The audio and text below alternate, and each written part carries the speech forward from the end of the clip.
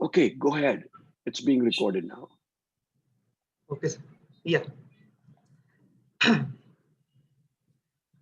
Namaste, Sasriyakal, Ram Ram, Vanakkam, Bonjour, Hello, Hola. Ladies and gentlemen, here's wishing you all a very good evening. I, Tejas, on behalf of International Linkages Committee, welcome you all for today's event. We understand that you all must be very tired after a super busy day of work, but we are sure that our session will ease out and be enriching. The world as we know it has changed in ways no one could have envisaged.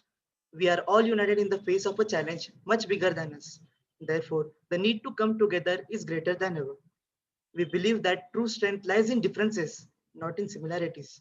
With this initiative, we aim at understanding different cultures beyond global boundaries while propagating the idea of oneness. This is what our committee stands for, Vasudeva Kutumbakam, which means the world is one family.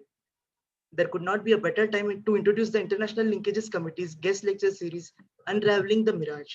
And today, we have with us a very special guest from the States, Dr. Anil Bahal.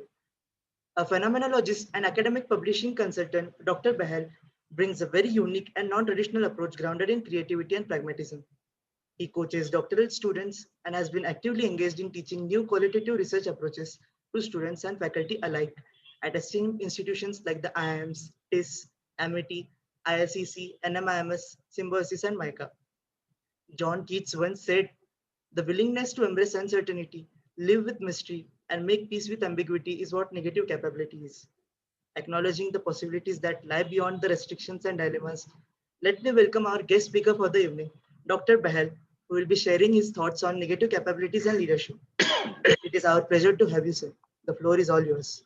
Thank you so much, Tejas, and thank you for that warm welcome. And of course, I must confess that I don't speak as many languages as you do. Okay, so I cannot beat you at that. All right, I will speak English. I will speak Hindi. If you want, I can break out in my broken down Gujarati. I can, of course, speak Punjabi. Right. So I'll try, but I cannot beat you to it.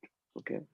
All right. So I want to thank, first of all, the International Linkages Committee. Now, you might be wondering why I'm thanking the committee first and NMIMS Navi Mumbai second, because you are the spearheaders, right? You are the ones that are making this happen, right?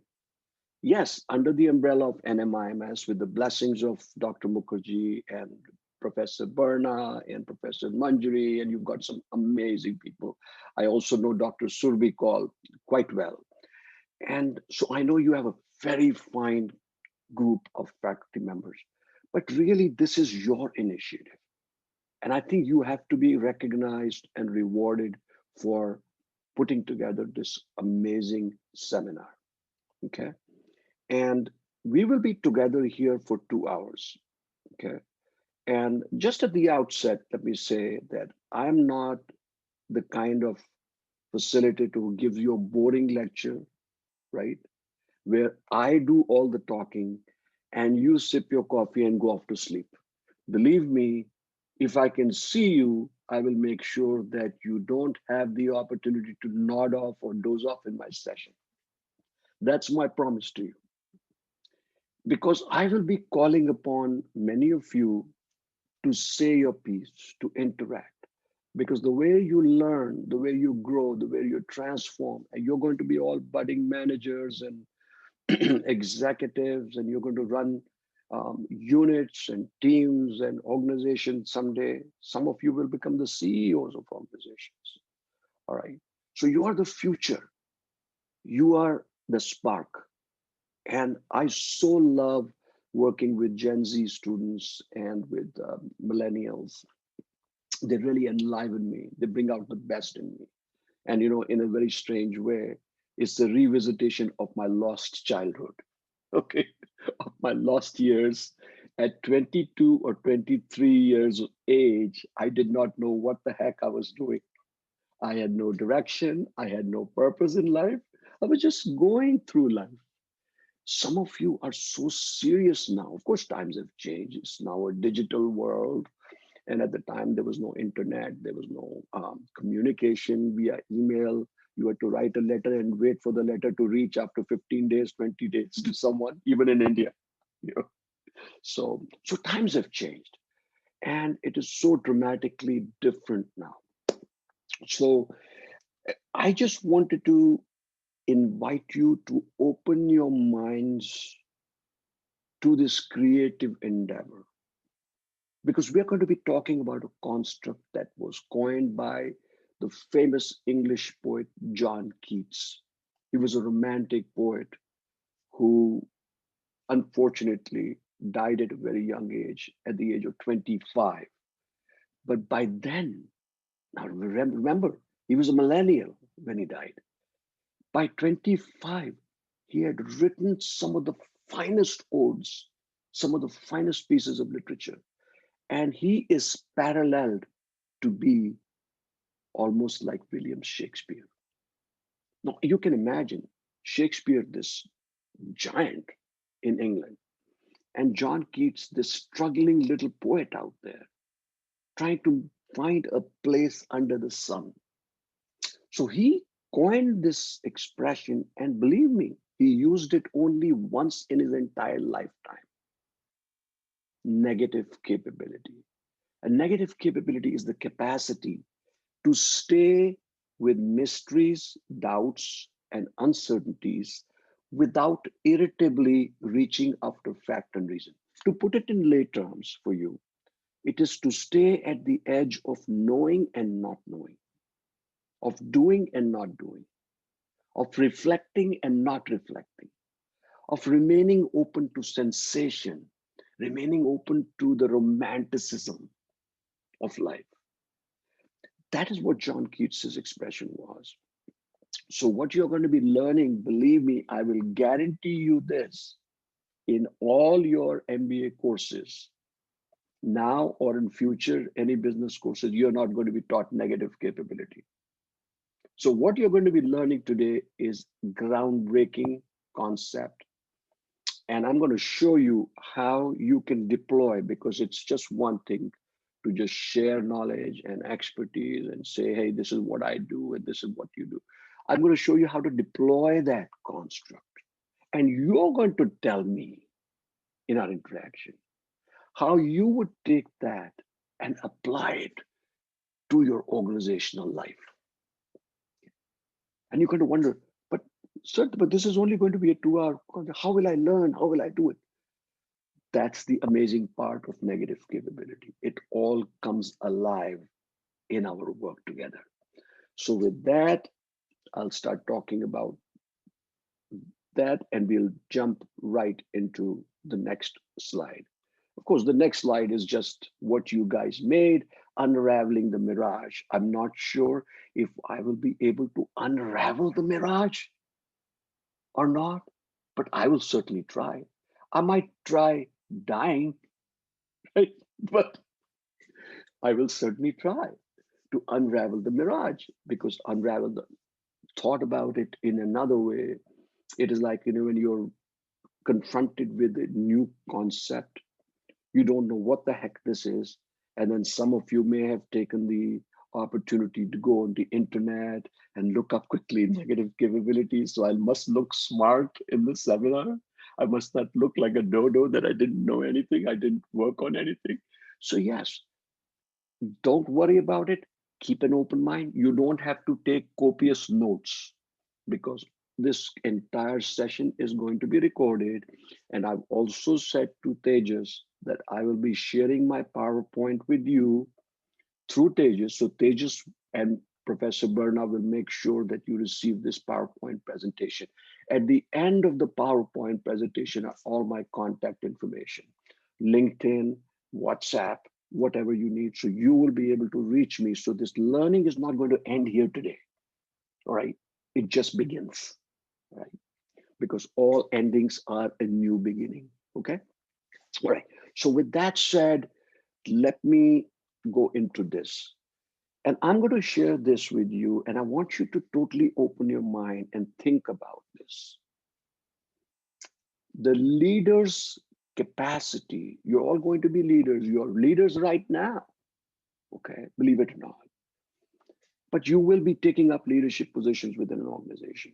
As I was saying earlier, some of you may end up becoming CEOs, vice presidents, managers, team lead, what have you.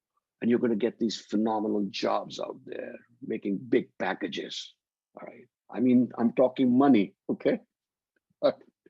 Everybody get a smile at that? Good, nice packages. You're going to make a really decent living. But if you're going to be a leader, you have to rise above the mindset of the dichotomy. What do I mean by that? If you want to be a leader, don't think like a manager. And we'll talk about that in a bit, okay? Leaders and managers, yes, it is not to suggest that managers are not leaders. Yes, there is a concept of managerial leadership. Okay, you've all probably heard of that. So everybody can be a leader, but leadership traits are a little bit different. They are nuanced. There is a delicacy about leading that you won't typically find when you're managing. The task of managing is different from the task of leading. Okay.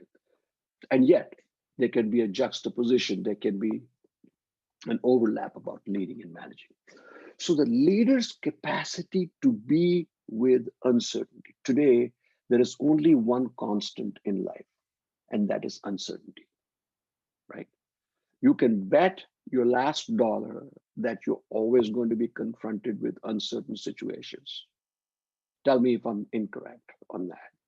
You're surrounded by uncertainty. You're surrounded with not knowing. You don't know always things about everything else. Sometimes you have little knowledge, sometimes you have a lot of knowledge, but even if you have a lot of knowledge, you may find that your knowledge isn't enough.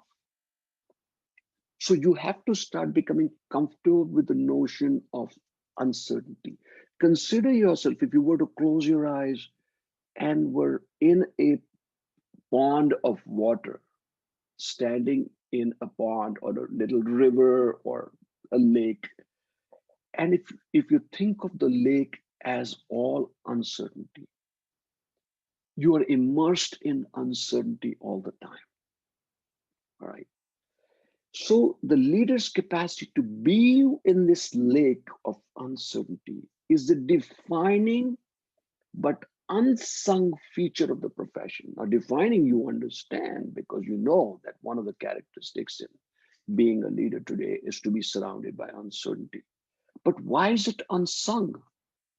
Unsung meaning is it is not recognized, it is not touted, it is not professed in the literature. Just give me 1 second. Let me just put this off here. Sorry about that. So it is an unsung, meaning it is not recognized, right? When you say they talk about certitude all the time, right? They talk about certainty all the time, right? Nobody's going to be talking about uncertainty, right? That you are going to be immersed in this uncertainty. That's nobody's going to talk about. You say, oh, no problem. We have all the data for you. We have all the information you need to be a good manager or to be a good leader. So don't worry about it. So it is underplayed. Uncertainty is underplayed. Nobody likes uncertainty, whether it is uncertainty in your professional careers or uncertainty in your personal lives. Nobody likes uncertainty. You all want certainty, right? When you take a test, entrance exam for something, you are surrounded by uncertainty till you get the results. Once you have the results, then the next thing is, am I going to pass the interview? I have a young lady yesterday that just got accepted into for an MPhil program at the Institute of Psychiatry or something in Ranchi. And she had to go through a grueling process, right? Of first taking a grueling exam, then not knowing whether she's going to pass that or not. And then once she passed that exam, now the next hurdle is to do the interview. Then you again are surrounded by uncertainty, right? So you are constantly dealing with and surrounded by uncertainty. Okay. So it's a given in your life as a leader. All right. So let me go to the next slide. My question to you is, what does uncertainty mean to you? What is it like to be plunged into uncertainty, into not knowing all the time? I'm going to open this to you. You have the raise hand icon. You can raise hand, and Tejas will help me coordinate this, or somebody else from Linkages will help me coordinate this unmute mute process.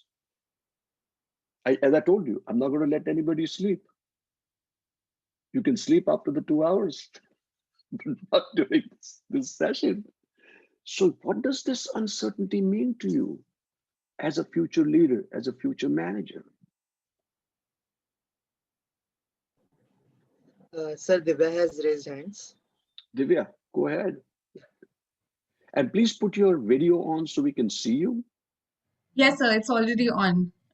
Can you Okay, see but me? where are you? Oh, Divya, right up top. See? I couldn't even, yeah, there you go. I missed it. Yeah, okay, go ahead. Go ahead, Divya. So what does uncertainty mean to you, Divya? So uncertainty certainly causes a lot of anxiety for me, and that is Mhm. a very uncomfortable feeling to deal with. Ah, nice. So, Not knowing what will happen gives me a lot of anxiety. ah, not knowing what is going to happen gives you a lot of anxiety. It gives you uncertainty, right? Yes, sir. And how does that make you feel though inside? It's a very difficult situation to handle, um, because I don't know what is going to happen next, and that sort of the anxiety makes it difficult for me to deal with the situation a lot of the times. So my reaction might just change because I'm already anxious about a situation. So Mhm. in that way, it's a little tough to deal with. Okay. So when you got confronted, now consider that what you just said, Divya, if you were a leader, right? And you're dealing Yes, with sir. this uncertainty, anxiety, whether it's to do with your direct reports, is to do with your team members. And if you don't know what you don't know, how would it make you feel as a leader to be in that position of knowing and not knowing? So I feel that if it shows on my face that I'm uncertain about a situation, that it Yeah. might reflect badly on my team members or my subordinates or the people who are working for me. So it would Mhm. not probably give a very good impression. Mhm. Okay. Okay. So as a leader, you want to demonstrate to others that you have the capacity to deal with uncertainty, right? Yes, yes, That you are able to contain it, you are able to make sense of it, you are able to construct that situation in such a way that even though it's affecting you, even though it's making you unsettled, making you feel disconcerted, you don't want to make that about the people that are you're dealing with, or people that are reporting to you, correct? You want to come off as a confident leader, yes, sir. correct? Right? Yes, sir. Okay, great job. Who else? Sir, we have responses coming up in the chat box. Shall I read I it for want you? these people, I don't want them to take the easy route out. Okay. I want them to come out and talk. You are going to be future leaders. All right. If you can't take the stage, then what good is that going to be? Everybody can chat. We are all used to chatting. Now, yeah, I'll be addressing those questions of yours, those concerns. Tejas, you will create a document for me and send it to me after the webinar. I don't want to, I would try not to address those right now. Okay. I want you to show your face and I want you to talk here. Sir, we have Atisha with us. Atisha, go ahead. Atish, go ahead, Atisha. Yeah, am I visible, sir? Yes, you're absolutely visible. You are almost like jumping out of the camera. So uncertainty for me is not going what is going to happen the next second. Like you're not certain what the temperature is going to be the next second. So that is Right. uncertainty. It's defined in very small things, everyday things. Right. To give me an example. Um, like I don't know tomorrow what time I'm gonna be wake up, so that's uncertain at times because it's a weekend, so I really don't know. That is uncertain, and sometimes uncertainty scares us if it's in terms of results or something that we're waiting for, or if it's in terms of the work that I've done and I'm gonna get some feedback on it. So Right. So if you were a leader, how would you deal with that uncertainty? like my way of dealing with it is that I list down, like whenever I do a project, I try to give my best in it, and I list down the things that might go wrong in it, and then I'm quite prepared. It's somewhat I'm cushioning myself for the impact that is going to come in terms of if there is any negative feedback that's incoming. Okay. Very good. Very good. That's great. So anybody else? Come on, don't be shy. This is your forum. Himanshu, go ahead.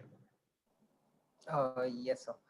Uncertainty for me is that if I'm doing a particular job, there can be times when I'm skeptical about the fact that whether I have done enough to get it to make sure that the work happens efficiently and successfully. There have been Mhm. occasions that I have been uncertain about those facts, that if I've done something, was it right? Like, Mhm. I step back and I think about it, reflect on the fact, and that is uncertainty for me. Okay. And then how does it make you feel? No, it makes me figure out all the factors. There can be times when I've not covered all the factors.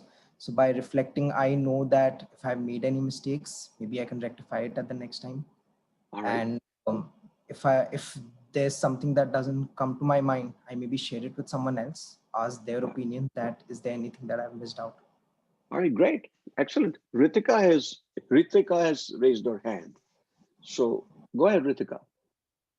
Yes, sir. So uncertainty for me is not knowing what the future holds for me, what are the opportunities that I might have, the things that I might do. I might love it, might not love it, might hate it. So these are the uncertainty for me. Uh-huh. Okay. So you are uncertain about the future, right? What's going to happen in the future, right?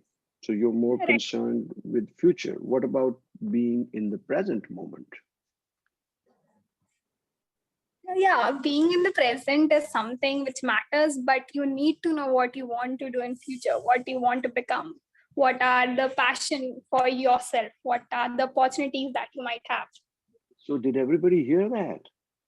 Ritika wants to escape from the present directly into the future because she doesn't want to deal with the present. Right, Ritika? No, sir, I want to deal with it, but I don't know how to get to the future. How to get to, but how to, you're talking about getting to the future without even dealing with the present. Would everybody agree that the problems you face as leaders, managers, students in your personal life or whatever is actually happening in the present moment? And isn't it true that when something is happening in the present, we don't want to deal with it?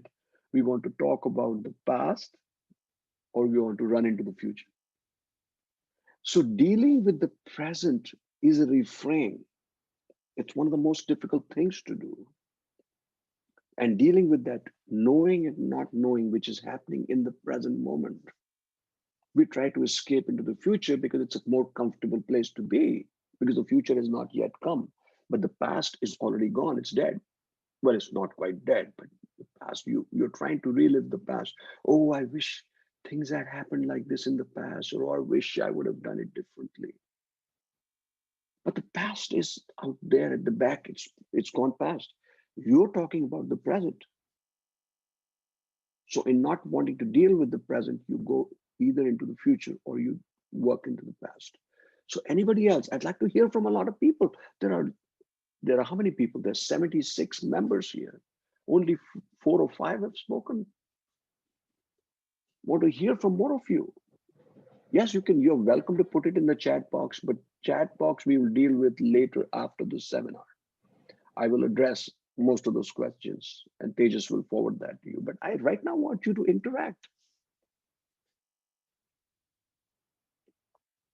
So I would like to say something if that's okay. Please go ahead. What's your name? Oindrila? Oindrila, yes. Oindrila. Okay, I mean, okay, wonderful. That's an unusual name, right? Yes, thank you. First time I've heard that. Okay. So go ahead, So Oindrila. yeah, I had also written in the chat box, so I thought I'd just come out and say it. Yeah. Uncertainty, apart from all the points that have already been mentioned, one part of it that I really do not like is not being able to control what is in the future. As Divya mentioned, the anxiety part of it. Anxiety part of it and the loss of control, right? The loss of control. When you don't know what you don't know, you lose some part of you, right? It's part of control. Yes, sir. Because what is our human tendency to want to control the outcome, right? If you take an action, you want to control the outcome, control the result. But is it always possible to control the result? Some things you can control, other things you're not able to control, correct? Yes, sir. So what do you deal with the things that you're not able to control? So Do you it's just leave them there? difficult. It's It's difficult, difficult. but And now, I have realized lately that after we have put our efforts, everything that we can do about it, after doing that, it gives a lot of peace if you are able to let it go. There's a lot of peace in that. beautiful. To be able to let it go, to remove the stake from the outcome, to say that I've done my best, I put in my work, I've done whatever Professor Bernard asked me to do, all the assignments Dr. Manjari had asked me to do, everything is taken care of. So now I don't have to worry about what the outcome will be, So right? this is something I had heard from somebody that I admire. So I was going to go for an interview. I actually, the NMIMS interview I was going to go for during our entrances, and I was really nervous. And I remember writing down in my notebook before going in that doing my best in the interview is the cake, and if I get selected, that's the cherry on the cake. That's the cherry, that's the icing on the cake, that's the frosting on the cake. And that's That's something right. I go by till today now. Wonderful. So you learned that the nugget that somebody shared with you, somebody you admired had shared that with you, it stayed with you. Believe me, I'm 68 years old. Sometimes I think that I really should not, life has not been fair to me. I should still be in my 30s or 20s, like you guys. But you know what? I can't help it. It's beyond me right now. It's out of my control. But I often think about how my life has changed and who were the people in my life who made that difference to me, whose words I still remember. Of course, my dad, my mom, they're both passed, right? They're deceased now. Remember their words, but I also remember the words of faculty members that taught me. I remember the words to this day that some of my closest friends said to me that have remained. And then when I'm stuck in a situation where I'm finding it hard to make sense of it because I'm certain or uncertain, I go back, my mind goes back to those learnings. And I say to myself, wow, I was taught something beautiful that I can apply, right? And whether it's my professional life or personal life or whatever the case may be, I worked for many years in the corporate sector, both in India and overseas. And I've been in the US for about 31, 32 years, but I'm total Desi at heart, right? I'm an Indian at heart, and I hated that because of the pandemic. I've not been able to go to India. By this time, I would have made 2 visits to India already. The last time I was in India was in 2019, October. Okay, so you can imagine how I feel, how uncertain I feel about this pandemic, and all of you feel the uncertainty around this pandemic, right? You just don't know. I about 20 days ago, I got my first shot of the vaccine. Okay, the Moderna vaccine. Now, my second shot is going to be coming on the 10th, right? And I was thinking that with the 2 shots, I would be totally immune, right, to this virus. But now we are hearing about all the variants coming from UK and variant coming from South Africa. So talk about the uncertainty that is out there right now, right? So in the midst of all this uncertainty, we can't stop doing our work, right? Universities have to function, students have to learn, people have to get educated, people have to get jobs, companies have to function, right? So they're functioning mostly via Zoom, right? So they've adapted themselves to that. So when you learn to adapt yourself as a leader to the surrounded uncertainty that you're immersed in all the time, that's when things begin to happen. Great job. You got me started on Rela. So thank you very much. Now, who else would like to go before we move on into the other program? Because this is a very important segment. Okay, Arya has raised Yes, sir. a hand. So for me Arya, personally, I would, yeah. uncertainty for me would be if I have pictured a situation or an outcome already. And when that situation is upon me, when it's happening in the present and it's going some other way. So that is what uncertainty is for me. So like being in that situation, being in the present, and things not going the way I would have imagined or the outcome I would have pictured. So what would it be like for you, Arya, if you have a boyfriend, right, who has been communicating with you on a regular basis, like every day he would send you 2 WhatsApp messages, a chat, a phone call, or whatever, right? So you're used to having him communicate with you on a regular basis, right? Now suddenly you wake up on Monday morning and there is no message from him, right? So you think, okay, no problem, he's probably a little busy, with work or whatever, right? And then a few hours go by, still no message from him. And you say to yourself, you know what? So maybe the guy is just ignoring me today because he was angry about something I said. So your mind is thinking about all these things, right? What is it happening? What is happening in somebody else's mind? You just don't know because you're dealing with the uncertainty. Now, as the day progresses and he still hasn't contacted you, now your anxiety and concern starts to get into worry. Now you start worrying. Is he okay? So then what you do is you reach out to somebody. You try to first reach out to him. He doesn't answer the phone. There's a voicemail or whatever. You send him a text. He has not responded to the text. Now your anxieties are getting high, sky high. You're wondering, oh my God, is he ignoring me? Is he okay? I hope he's not unwell.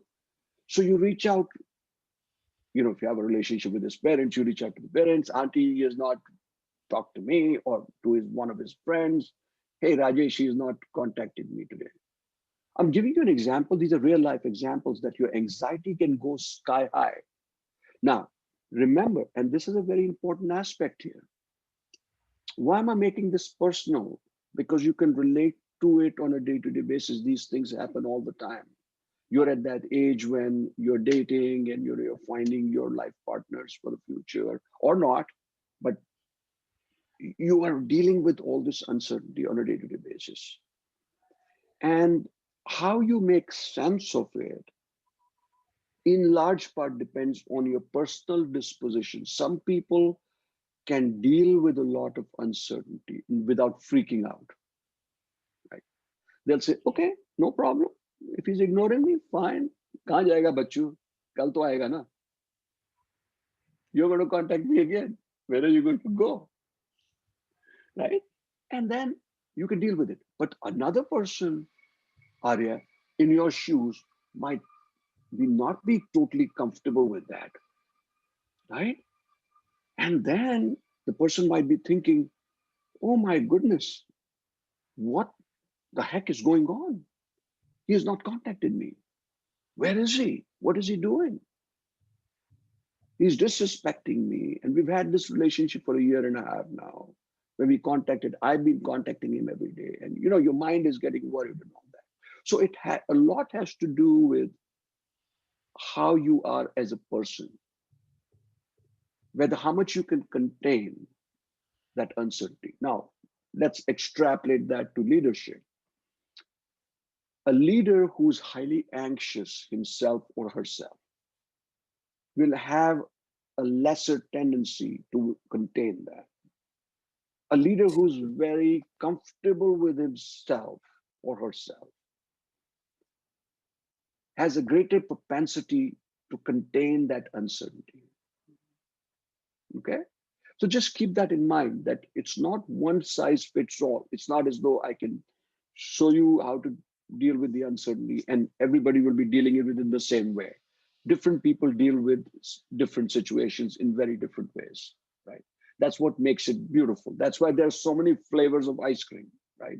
There's one for everyone, right? So think of it as this very nuanced way people take a look at this. People deal with this. So I'm going to take one more and then we will go into the next segment. I'm going to take one or two more. I'd love to hear from you because this is important. How this grabs you. How does uncertainty relate to you? Anybody?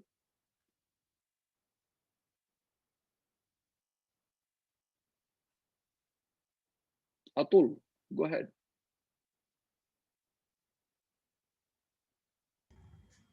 Yes, sir. Sir, uncertainty for me, it I think it helps us to keep us on our toes. So Ah, nice. when we know that some uncertainty is heading towards us, or something is that something that we don't like is heading towards us, so it keeps us on our toes, and we can suppose and imagine different situations in what ways it could hit us, and we could prepare ourselves according to that. Mm-hmm. So according to my point of view, sometimes we should not confuse uncertainty with inevitableness. Like what's inevitable, it will happen eventually. Mm-hmm. But for uncertainty, we can prepare. For example, we never thought that we would not come on college campus for 1 year straight. So Oh, that's at the start of the course, when we started the admission process and all, we never thought that. So we couldn't prepare for that. So that is inevitable. But like uncertainty, yes, sir, these are my points. And also one more point, that I think that uncertainty has different degrees and different layers also. It is layered. very Layered. nice. Very nice. It's very layered. Yes. Yes, sir. And also, sir, it hits us on different levels. Like some uncertainties will hit just me on a personal level. And some uncertainties, like an asteroid hitting Earth, will hit half a population of Earth. So we can go on talking about it on and on. But these were the points that I Excellent. could. That's great. I loved it. Loved it. Thank you. And especially the fact that you're talking about the nuanced nature of uncertainty, the layered nature of uncertainty. Different Yes. uncertainty will not hit everybody the same way. Yes, sir. Just as happiness does not hit everybody the same way. If some people who get happy, they can start jumping with joy. Some people say, okay, all right, it's good that I Some got the result, people, I passed. Yeah. Some people go freak out. some people sense adventure in uncertainty. Like, Exactly. Some people yes, sir. sense wonderful. Did everybody hear what Atul just said? Some people find adventure in uncertainty. Look at all the travelers, all the ones that made a difference in the lives of all of humanity. They dealt with a lot of uncertainty. They dealt with a lot of conflict. They dealt with a lot of not knowing. But through that maze, through that mire of uncertainty, they were able to come through with major breakthroughs, right? So just take the example of this pandemic. One and a half, it started sometime in January of last year when we started to hear the cases in the care, and everybody in Trump said, oh, nothing's going to happen. And oh, this will all go away miraculously. All by magic, it will just disappear. Everybody is thinking in la la land, right? This all going to go away. And then lo and behold, today we have more than 5 lakh deaths In the US, more than 5 lakh in a total population of about 350 million people. By contrast, in India, we have 1.2 billion people in such a density of population. And yet the deaths are only 156. I should not minimize and say only 156,000 people died. That's a lot. 156,000, or maybe it's now 160 or 70. The point is not that. The point I'm trying to make is the uncertainty that was there. Who knew that in 1 year a vaccine would be developed? Do you know how difficult it is to develop a vaccine for a new strain of virus that nobody knows about? And today we have not only 3 candidates of the vaccine, we've got 6, 7, 8 candidates. India is doing research, and India, as you know, is the largest producer of vaccines in the world. So we should feel very proud. And hopefully all of you will get vaccinated at some point, and this will be able to defeat this. So what bigger uncertainty than this? Now, let's talk about this uncertainty. So with the uncertainty, you've all been thrust into a way of learning and educating that you were probably not even thinking. Yes, prior to the pandemic, you would have online courses and you have a little online work here and there, but most of the education was happening face to face in a classroom. You were used to meeting your friends. You were used to going out there in the cafeteria and sit and chat and, hug your friends and feel good. Now, right now, you're all cooped up at home. And I've been sitting here and I'm the kind of person I wants to be out and about all the time. Like I said, I would have been in India twice already. And so a lot of us are dealing with that uncertainty. And each of us is dealing with that uncertainty in very different ways. Some are getting depressed. Some are just saying, hey, if I have this time on my hands, what can I do that I could not do earlier, right? So things of that nature. So I'm going to take one more, and then we are going to jump right into the next slide. This is an important segment. Okay, go ahead. Who was that, Shreya? Yes, sir. Shreya, go ahead. Uncertainty makes me create worst case scenarios in my mind. Tell me about that. So, I think about the future problems, and then it gets created in my mind, and I start to feel getting anxious about it, and how will I tackle the situation if it actually comes. So I kind of prepare myself for the worst case scenarios, and that's... Okay, but how does it make you feel to have to jump into the worst case scenario? So when you're dealing with an uncertainty? I feel scared. I'm scared. very anxious. You feel anxious. Physiologically, it can start to upset you, right? You can start to lose sleep, right? You can start to wonder, oh my goodness, I don't know what's going to happen tomorrow. Tomorrow, if I wake up, right? Yes. Or if something happens to our closest near and dear ones, like our parents, right? We get really worried because we are still, when I'm talking about you as students, you're still living with your parents, you're depending on them, right? They're there for you, to give you the love, affection, warmth, shelter, whatever, right? So if something happens to one of your parents, in the sense that the parents has a problem, an illness or a disease, you're constantly uncertain, right? You cannot constantly focus on anything. Your mind is constantly with them, right? So, and sometimes people who are young can create a worst case scenario, like you said, Shreya, in your case, but sometimes somebody else in your place, they just could say, hey, you know what? He's under the best care, my dad. Okay, he'll become okay and he'll be back soon from the hospital. I'll visit him every day. I'll take food to him, whatever.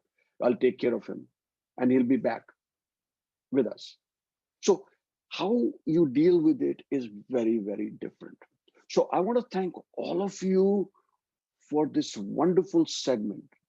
which brings to life how you will be dealing with uncertainty and what uncertainty means to you. So with that, let's go to the next slide. Now, what is negative capability? Okay. So it is an expression that was coined by the famous English poet John Keats in 1817, at the time of Romanticism in England. It is a unique capacity to stay in mysteries, doubts, and uncertainty without irritably reaching after fact and reason. Let me break this up for you just to make it simpler. So think of this. I'm going to put my cursor here, just so you, this guy standing with his hands out. Okay. It is a unique capacity to stay in mysteries, doubts, and uncertainty without irritably reaching after fact and reason. So if you were to divide this entire piece into two, the first segment is, the first part is, it is a unique capacity to stay in mysteries, doubts, and uncertainty, right? To be in that mode of uncertainty with mysteries, doubts, not knowing what's going to happen. But the other part is without the irritable reaching after fact and reason. So when we are thrust into uncertainty, our first reaction is to end that uncertainty somehow, to bring certainty into our lives. So what is it that I can do if I'm in an uncertain situation? I can do this, I can talk to this person, I can get this advice, I can work harder, all of this stuff to deal with the uncertainty. But sometimes you're thrust into situations where you have to literally sit with not knowing and not knowing. It's kind of like somebody, make the analogy, somebody dear and near one has gone into the operation theater. He or she is in the hands of surgeons. You don't know. Their life hangs in the balance. You just don't know. You're waiting constantly. You can't do anything about it. You're helpless, right? So be in that state of knowing and not knowing without irritably reaching after fact and reason means you cannot do anything about it. You have to wait. That's a situation like an operation somebody's going under. But you can also be in a situation where, as a leader, you are in a situation where you don't know enough about what is happening in a situation. And rather than jump into it and try to make a difference, try to create something out of that, try to find a solution, you allow yourself patiently to be in that mode of not knowing. You allow yourself to remain in that anxious state of knowing and not knowing, without irritably reaching after fact and reason, without assigning reasons, without assigning a rationale, without assigning any theorizing to it. You stay in that mode of knowing and not knowing. Okay? So in lay terms, it would mean staying with knowing and not knowing, certainty and uncertainty. So negative capability, even though the two words are at a juxtaposition, they cancel each other out. Negative and capability. Who thinks of capability as negative? Did somebody think about that? Did anybody here think, what is this guy talking about? Dr. Bell is talking about negative capability. How can capability be negative? Capability is always positive, right? So like, for instance, if you're sitting in an organizational meeting and your leader asks you, please raise your hand, who on the team will say that I only have half the knowledge about a situation. Usually people don't want to put up their hands because they don't want to come across as not knowing. Everybody wants to come across as, oh, I have some information, have some knowledge about that. So in the organization, people are rewarded for knowing, for doing, for capability, and not for, sir, I have no capability. Is everybody going to go start clapping hands? Because Tejas was so honest enough to say, I have no capability. I'm totally cool. I have no capability. I'm happy as a lark. Will the whole organization clap, applaud him? You know who are the ones applauded? The ones who put up their hands and say, I know this and I know that and I know I can tell you about this, sir, I can know how to fix it. But somebody that says, I'm still in that mode of knowing and not knowing is not someone that is highly recognized within an organization. So it is not something that is rewarded. But I'll tell you in a few minutes why that same thing that is not rewarded in an organization is such a critical piece of leadership. Okay, so it is about resisting the impulse or pressure to react or explain what's going on with the client. So if you're in a consulting type situation, sometimes you don't know what the situation is all about. What are the various factors around it? What is affecting it? And your impulse tends to be, I want to react to it. I want to explain what's going on to the client, okay? It's very difficult for a consultant to say to the client, I'm ignorant about this. I don't know about this. Because the client is going to look up at you and say, what do you mean you don't know? We are paying you lakhs and lakhs of rupees to consult. And you're telling us we don't know? I expect you to know. And the consultant is saying, yes, Himanshu, I don't know enough about the situation, sir, but together we can work on something. We can try to see what's going on really behind the scenes, under the surface, that is not being addressed. What do you mean, Himanshu? Then Himanshu says, okay, let's stay in that mode of knowing and not knowing for a bit and see what comes up to us as different solutions or different strategies. So what am I talking about? I'm talking about the propensity for patience, for holding, for containing, for being patient enough to see what is going to be transpiring out of this. All right. So it would mean creating a negative space. Now you might wonder again, as I was saying, negative capability is oxymoron, like negative and capability, they cancel each other out. Negative, most of you are thinking in terms of positive, negative, right? So negative in negative capability, my friends, is not the opposite of positive. Negative has a different nuanced meaning, a unique meaning in this work. Negative is expansiveness, shunya, the zero-sum space. Zero contains nothing but everything, right? It is the most beautiful numeral that was ever produced. And it was, as you all know, zero was invented by some great Indian scientist. I forget the name. Shunya. Aryabhatta, right, exactly.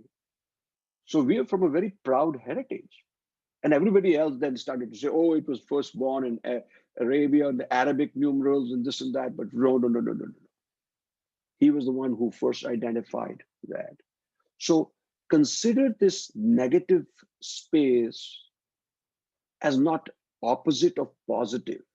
Negative space means when you're working with somebody, with a client, with your co-workers, with your direct reports, with your boss, you create that space where you both are comfortable with knowing and not knowing. You open the space so that everybody's ideas and views and thoughts can be addressed. Like right at the beginning, if you noticed, as I started the seminar, in just after one slide, I opened the space for you to hear what you think about it. I could have gone through the slides, and before you go to the slide, everybody, half of you will be asleep, and you were thinking, oh my goodness, I have no buy-in into this. I don't even know what happened there. So it's creating the space where not only your thoughts, feelings, and emotions, but also the thoughts, feelings, and emotions of others can be incorporated into this. All right. So think of that negative capability as that space that gets created, which is the capacity to stay in mysteries, doubts, and uncertainty without irritably reaching after fact and reason. Okay. So let me go to the next slide. So oxymorons, what is an oxymoron? Negative and capability, right? Right? So it's like in Buddhist scriptures, we call them koans, K-O-A-Ns, clapping with one hand. Have you heard the expression? Clapping with one hand. The doctrine of no mind. What the hell do you mean, doctrine of no mind? How can you have a doctrine of no mind? The doctrine comes from a mind. How can you clap with one hand? So oxymorons are expressions like, for instance, deafening silence. Are? Andrila, how can silence be deafening? Divya, you're smiling? How can silence be deafening? Tough love? अरे love तो बहुत soft चीज होती है. Tough क्या हो गया उसमें? What is the tough part of love? Have you heard your professors say, hey, I'm going to use tough love, right? I love you as a student, but you have to do better than this. So she's showing you tough love, cares about you deeply, cares about your success deeply, wants you to succeed, wants you to be the best version of yourself. But if I don't get tough with you, and if I don't help you stretch yourself out, I'm not going to really be able to do much for you as a student. Living death. What do you mean by living death? अरे भाई death में तो खलास हो गया, छुट्टी हो गई. तो living कैसे उसमें हो जाएगा? How can you be living and dead at the same time? So oxymorons are very powerful. I would encourage you to look up koans, K-O-A-N-S, K-O-A-N-S, koans in Buddhism. Okay. And you'll find a lot of these expressions. And each of the expression is talking about some universal truth. Okay. So I would like you to visit that and you do a Google search for koans. There's plenty of information out there. Often contradictory and paradoxical statements are combined to produce impact. So think of negative capability as these two contradictory statements, two contradictory expressions, negative and capability, which are combined together to produce this impact. In the expression negative capability, the word negative does not carry, I've already talked to you, does not carry a negative connotation and is not the opposite of positive. The word capability is in fact a capacity, a conscious endeavor to bear the pain and terrifying pressure to not react and instead create a negative space with the client or whichever partner or anybody that you're in. So at this point, I would like to hear one or two voices here from the group on what this last piece here. The word capability is in fact a capacity, a conscious endeavor to bear the pain. Where is the pain coming from? What is this pain that we are talking about in negative capability? And this terrifying pressure to not react and instead create a negative. So when you answer this, think of it in terms of your leadership skills. If you were a leader, how would it strike you? So go ahead, anybody.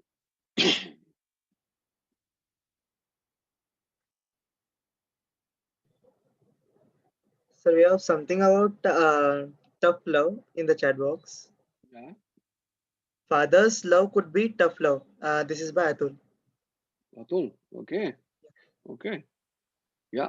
Father's love could be tough love. Yeah. Absolutely. Parents, not why not mothers? Why only fathers? Mothers also, right? Mother's love is also tough love, right?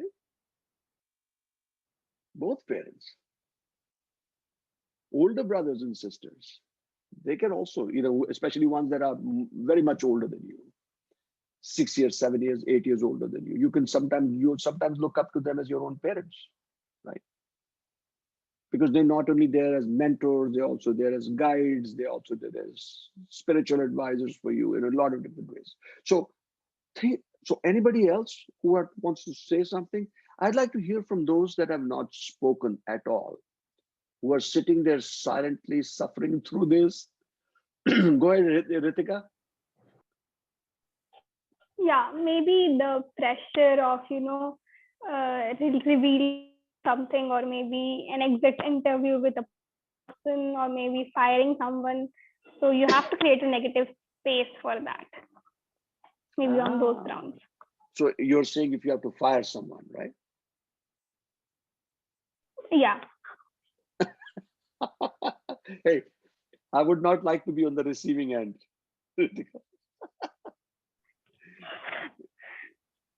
Hopefully you're not going to fire me. No, sir, how can I? No, you can. You're the boss.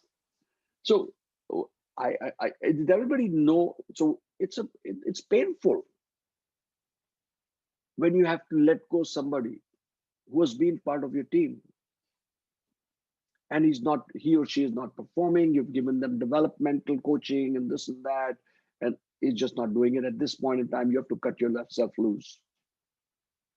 Otherwise, you're going to experience rope burn. Have you ever experienced it? The tug of war by ropes hoti thi? Both sides. Remember, at least I remember when I was at DPS, Mathura Road, growing up, there would be a tug of war, right? A long, big, huge rope, and like 8-10 on one side, 8-10 on other side, and the referee in the middle, and then he says, 1, 2, 3, go. And then everybody is trying to pull. And then you realize that as you're pulling, your hands are getting all blistered because it's your rope. Ropes are hard to catch. So there's a pain, there's a terrifying pressure there to deal with negative capability. So think of yourself as a leader and how that would occur to you, how that would make you feel as a leader. Somebody else's hand is also up. Pragun Kathuria. Go ahead, Pragun. Yes, sir. So the last statement is basically what I relate to it. It's like trying to learn something, or there is something I want to learn. I know it's good for me, but the path of learning that thing, or that knowing that factor, it is a painful journey. But then I know that the end result is very helpful for me and beneficial. So I try to lift myself up that no, I can do it. I need to prepare myself more. I need to maybe give 10 or 20 more hours to improve on myself and make that make myself that person who is able to like acquire that thing which is necessary and it might be helpful. That's what I believe. I'm not sure if I'm right, but this is what I. No. The question is not right or wrong. Here, everything is okay. Everything is fair game here. You're only expressing your experience of it. You're expressing how you make sense of it.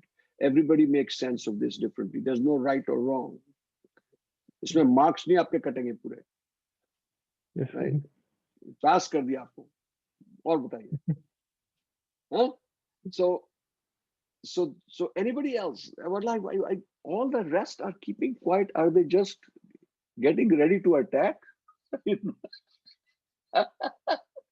Or are they processing this? What's going on? I'd like to know what's going on with this uncertainty in their minds. 70 people only, we had 78 or 79. After that, only 10 people have mostly spoken.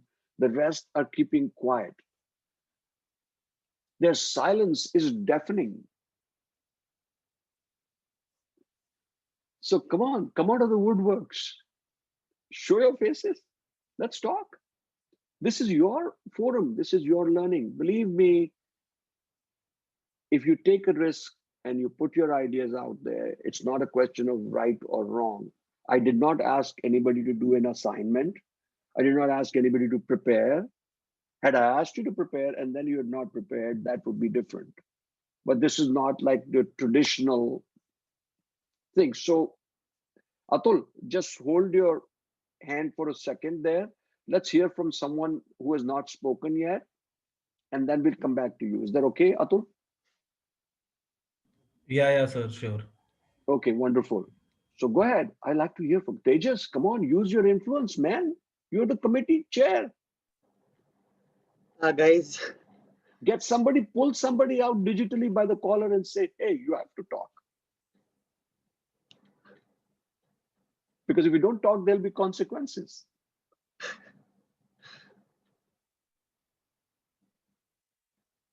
anyone would like to speak up something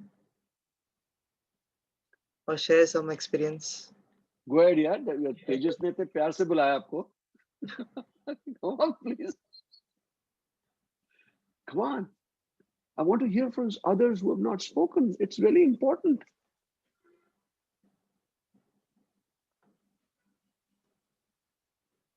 Now, what if I were to say, Andrela, that if nobody who has not spoken does not speak, I will not move forward. Then we're all stuck. Then I will start calling out names. I can do that. Okay, please go ahead. Call out names. Okay, Karima or Parth? Karima, your name has been called. Come on. Go for it.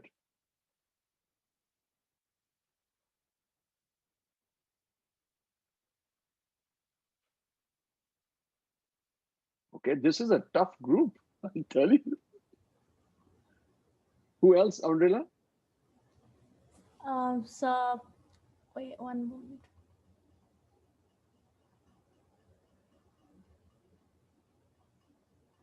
Malvika, would you like to say something?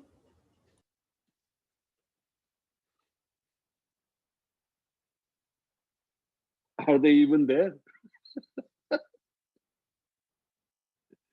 Maybe they've just logged on to the session and listening to music. Okay, no pressure here. I was just trying to be nice. I was trying to make space for you all to talk. But I cannot, I can take the hot. Yeah, go ahead. Atul, go ahead. Sir, Parth here. Parth. Yeah, go ahead, Parth.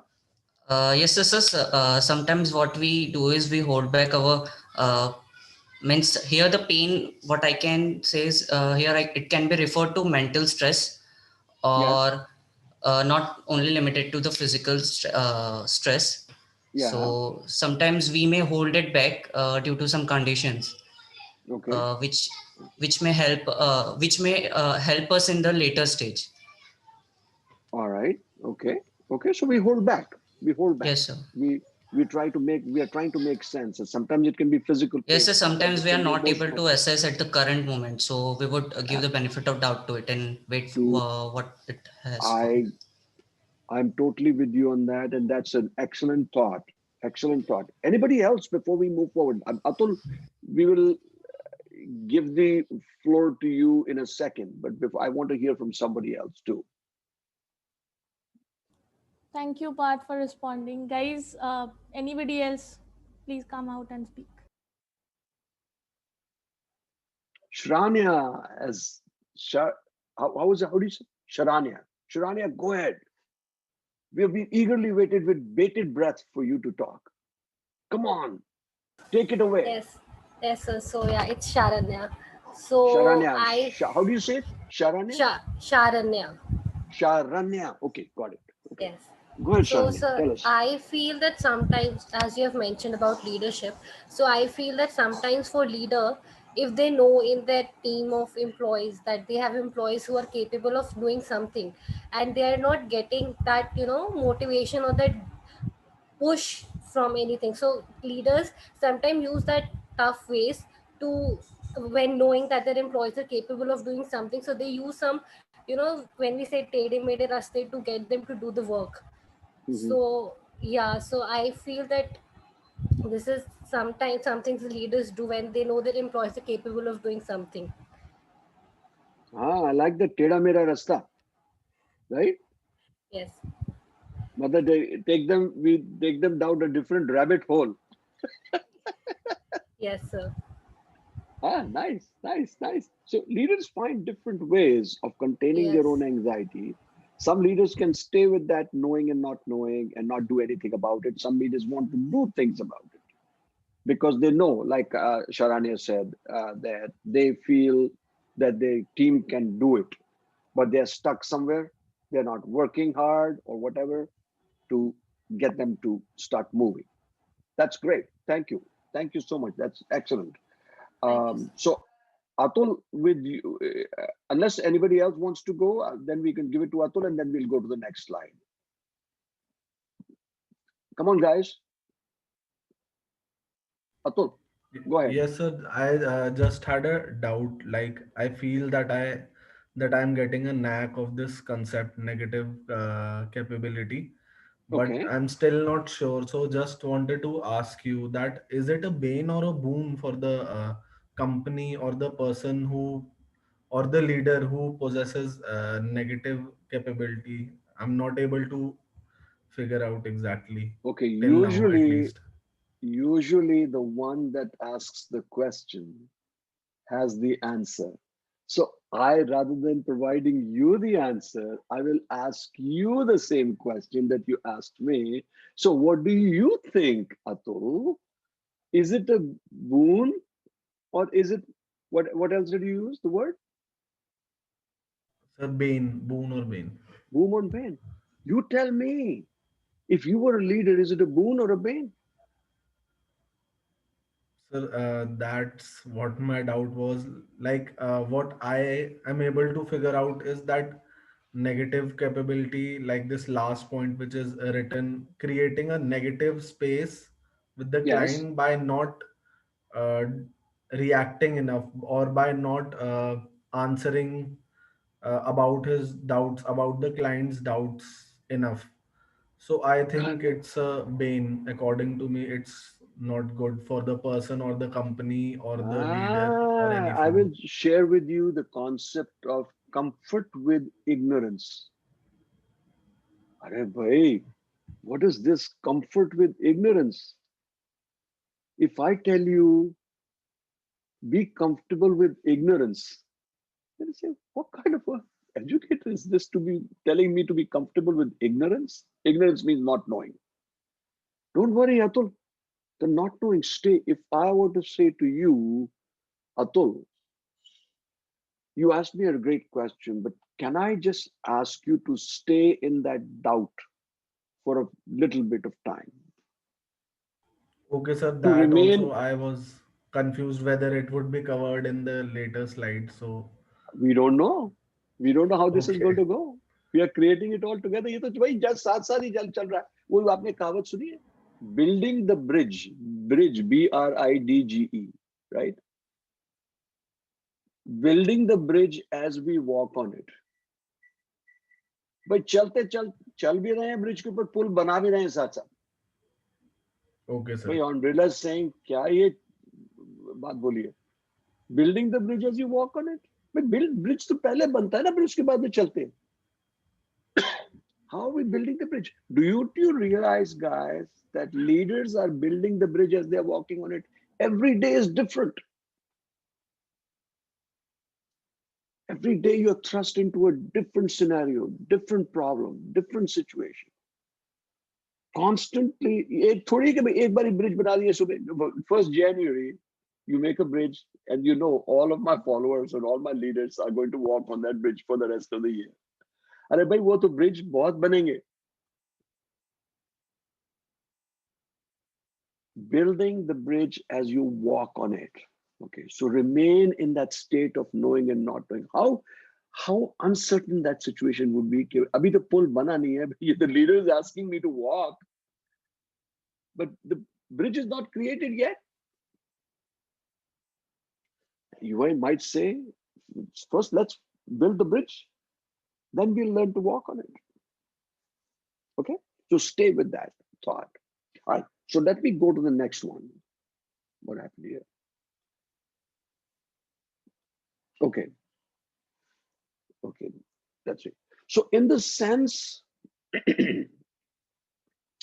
that the leader is both unknowingly and knowingly demonstrating expertise and knowledge, have to be emotionally resilient and also be open to being discombobulated by the client, that they need to develop an ability to work as double agents. What is this double agents? Are they spies? Leaders are double agents. If I say to you, oh, the leaders is a double agent. You heard of the double agent in the spy, espionage, right? What do I mean by double agents? A part of them is about knowing. A part of them is thrust into not knowing. They're dealing with knowing and not knowing. They have to be able to articulate to service providers and clients alike that they have a theoretically informed scientific evidence-based approach. Yet in actual practice, it is their capacity to be in uncertainty that can be the key agent for change. So just remember, all leaders are change agents. They have to be comfortable with change. You all learn about change management in your MBA, correct? Right? Yes or no? Right? You learn change management. You learn that things are changing and how organizations are transforming, changing, adapting to the future. So as a leader, you're called upon to hold both sides paradoxically. One side that knows based on your knowledge, expertise, the leader has a PhD or an MBA or whatever, knows that I can use my expertise, my past skills to fix this situation.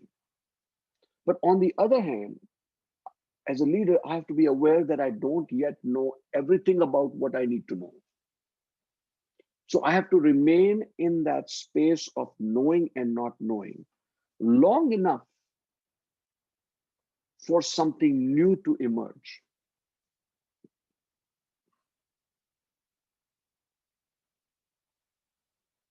So how did that strike you, Sharanya?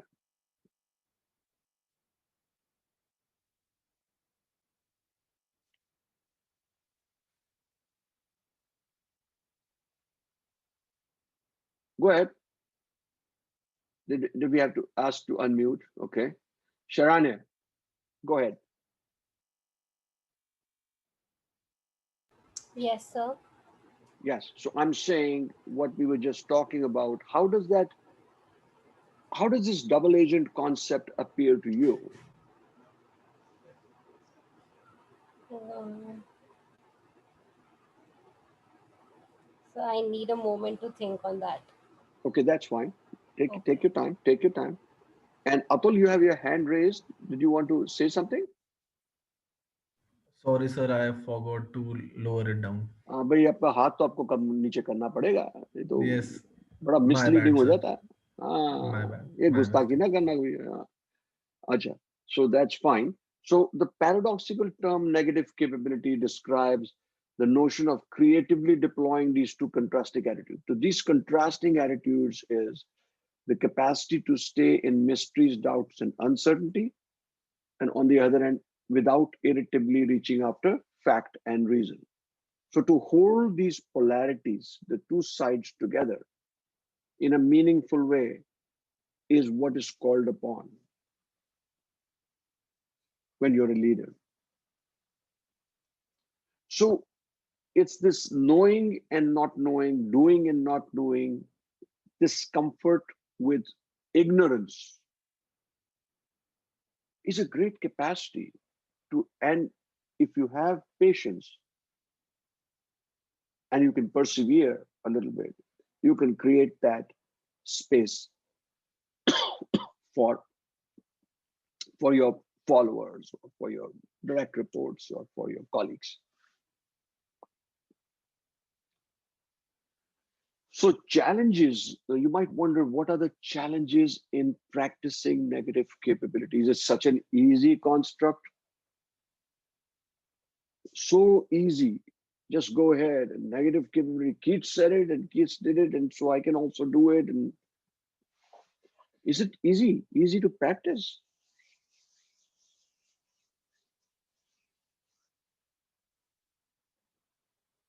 Go ahead, Andrilla. Very tough. What do you is it Tejas? Yeah, go ahead, Tejas. Sir, Atul was about to say something. Atul? Go ahead, Atul. Sir, I just said it's very tough to Oh, Atul practice said. this. I thought. भाई आपकी आवाज तेजस की आवाज की तरह मिलती है, तो मैं I thought Tejas had said it. I apologize. So yes, Atul, you're right. It's a very tough situation to be in. It calls upon great deal of personal awareness, personal growth, patience, understanding, compassion of the other person. And see, there was a time in organizations when there would be very little spaces for this kind of reflection. But as organizations are transforming, as they're becoming global, we are realizing that sometimes it is important to step back, collect all the facts, right? Allow all the voices to speak before you can go ahead and try to make changes. So this capacity to stay away from that situation, this capacity for refrain, can do wonders for you in your career as leaders. So holding, containing, creating a space for others, accepting ignorance. Andrilla, how does it grab you that you have to accept ignorance? So, with my personal experience, I have learned not to let even a positive or negative feedback affect me much. Like, it takes a lot of grit. It takes a lot of patience. That their ignorance is not about your worth. To accept that in my mind, they Their have some ignorance is separate not about you. issues. I have. I'm still Yes, doing. yes. I'm still learning about that. So that's what. Wonderful. That's wonderful that their ignorance, their remarks about you are more about them than about you. That doesn't define who you are. Unfortunately or fortunately, whatever it is, there's still a lot of sexism today in society. There are a lot of people who are misogynistic, right? And women have a really tough time sometimes. A lot has changed. Don't get me wrong. It's a very dramatically changed, transformed society. But there's still those ignorant people who can say, how, that I was just watching the day, this movie on Netflix, Gunjan Saxena. You probably have all heard of the movie Gunjan Saxena. I mean, I watched most of it. I mean, yes, it is dramatized a lot and all that, and as a helicopter, but it was very clear, and that is real.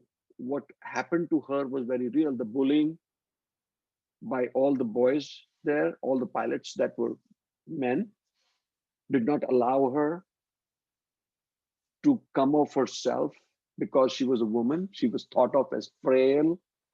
She was thought of as weak. She was thought of as needing care.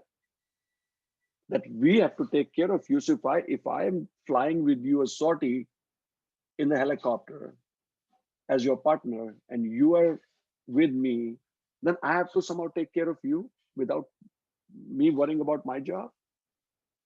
So people would not want to fly with her. The commanding officer would not give her sorties because he felt he had stereotyped her in that role. And it's so unfortunate. A lot of that stuff happens, unfortunately, even today. And that saddens me. And I hope that the peers that you're working with, your friends, and those that you're doing your MBA with, grow up with you into careers where they put their foot down anytime they see that this kind of misogyny or this kind of oppression. It is really my hope. As a strong feminist myself, I feel that this is not the way it should be. I mean, I have some friends, two friends. They're both commanders of 787, the Boeing Dreamliner. Both are women, both in their 30s. They're both commanders of the 787 Dreamliner, and the finest people you can meet. So she does it better than any other man would. But I heard stories from her that the training pilots would make fun of her in the cockpit. You know, when they're training flights, so the training captain is the one, the big guy, right? The big boss in the flight. And he's saying, she's trying to put in a word there, and he's trying to dismiss her. Oh, what do you know? You don't know much about this. We'll talk about, can we have a discussion about this later when the boys are all talking, right? That she was dismissed out of that. So it's very unfortunate. So as a leader, you'll often be called upon, whether you're a male leader or a female leader, it doesn't matter, or a transgender leader, by the way. I'm a big advocate of the LGBTQ community and the transgender community. As a matter of fact, I'm currently doing 3 research studies, and you'll be happy to know that one of the research studies is being co-sponsored by Professor Berna and Professor Manjari on the team, and of course with the blessings of Dr. Mukherjee. And we are going to be doing a study right on negative capability, a phenomenological study. So, and one of my studies is a transgender study on how transgenders and cisgenders communicate and what are their perceptions, their phenomenological study. And the third study is a study of communication patterns between Generation Z or millennials and baby boomer educators who are much older. So I'm different in my viewpoints, and I'm different in my thought, and I have used this capacity to draw to myself a lot of people from different viewpoints, from different divergences, different paradoxes into what we're trying to do here. So there's difficulty with containing systemic pressure. So when you're a leader, you're going to have situations where they're thrust upon you to be one way or be or the other. There are deadlines, pressures, right, Tejas? You have to perform as a manager or as a leader. You have to get it done by a certain time. You have to produce good results. The boss is constantly on you. Arey, weekend pe bhi nahi chhodte. Bhai Tejas, by the way, sorry to, this is the part that really bothers. Sorry to bother you, yeah, Tejas. I know it's your weekend, right? I know you must be busy with your family and all that, or with your friends or girlfriend or whatever. Sorry to bother you, yeah, but ek zaruri kaam aa gayi. अरे भाई जरूरी काम Monday को नहीं discuss हो सकता कि weekend अरे प्लीज फॉरगिव मी यार फॉर बोदरिंग ये जरूरी काम करना इसको जल्दी बताओ इसका अब पता लगा कि now Tejas is sitting for the next 3 hours hitting his head on the computer and cursing his boss and so these pressures in organizations are many. They want to get it done now because you are considered valuable employee if you're always at the beck and call of the boss. वो कहावत है ना India में कि the workplace starting time होता है, ending time कोई नहीं होता. There'll all be 9:30 sharp starting time. Ending time तब होता है जब लाला जी जाएंगे वहां घर. Just making fun of it. But if your boss is sitting, how dare would Sharanya say that I want to go home, sir? Okay, sir, have a good weekend. I'm going home. He'll look at you like this. He's like, अरे क्या बात है अभी तो सिर्फ क्या बात है बात जल्दी जा रही हो सर 7:30 बज गए अच्छा चलो कोई बात नहीं have a good night. Then he's going to say, oh, she's not a good worker. I'm sitting here doing my work and she wants to go home. So we have to change that mindset.